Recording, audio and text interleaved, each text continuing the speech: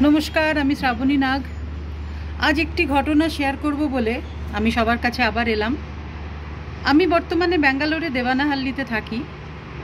आज गेछिलाम देवानाहाल्ली फोर्ट देखते। देवानाहाल्ली फोर्ट आमी आसार परेर थेकेई शुने आसछि खूब बिख्यात एकटी जायगा। सेखाने गिये देखलाम देवानाहाल्ली फोर्ट आसले टीपू सुल्तानेर जन्मभूमि। এই ঐতিহাসিক স্থানে গিয়ে সত্যি মনটা ভীষণ উদাস হয়ে গেল।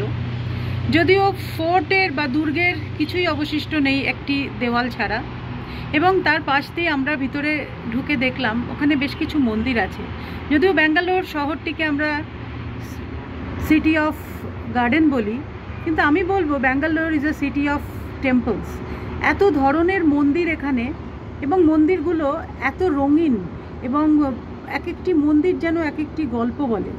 সেই রকমই একটি মন্দিরে গেলাম, বিষ্ণু মন্দির। সেখানে গিয়ে বলছে ওরা, ওখানকার স্থানীয় লোকেদের কাছে জিজ্ঞেস করলাম মন্দিরে যে মূর্তিটি, ওরা বলছে বেণুগোপালের মূর্তি, এবং শ্রীকৃষ্ণর সঙ্গে রুক্মিণী এবং সত্যভামার মূর্তি দেখলাম। আমি জীবনে প্রথমবারই এরকম রুক্মিণীজি এবং সত্যভামাজির মূর্তি দেখলাম শ্রীকৃষ্ণের সঙ্গে, এবং শ্রীকৃষ্ণের মূর্তিও অন্যরকম। আমরা যেরকম মূর্তি দেখতে অভ্যস্ত সেরকম মূর্তি নেই। আমি এইরকম কিছু ছবি আজকে আমার এই ভিডিওর সঙ্গে শেয়ার করছি। মন্দিরের গায়েও যে মূর্তিগুলো খোদাই করা আছে সেটিও একটি গল্প বলছে। সে বিষ্ণু মন্দিরের গায়ে লক্ষ্মীনারায়ণের বিয়ে হচ্ছে সেই রকম কিছু মূর্তি খোদাই করা, যাতে সবাই উপস্থিত, যেখানে বিষ্ণুদেব আছেন, শিব আছেন এবং নারদ মুনি আছেন, প্রত্যেকে সেই বিয়ের সাক্ষী।